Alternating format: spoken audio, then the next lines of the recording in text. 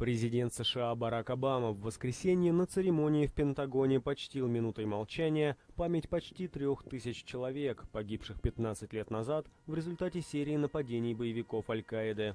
Затем он обратился к собравшимся с речью. Выжившие и родственники жертв нападений 11 сентября, ваша непоколебимая любовь и верность стала примером для меня и для всей страны. Ваше горе и ваши молитвы напомнили нам, что мы, американцы, способны преодолеть все, если мы вместе. Группировки вроде Аль-Каиды или ИГИЛ знают, что они никогда не смогут победить такую великую и сильную нацию, как Америка. И вместо этого они пытаются терроризировать нас, в надежде, что смогут посеять среди людей страх, и мы обернемся друг против друга, что мы изменим свою сущность и свой образ жизни.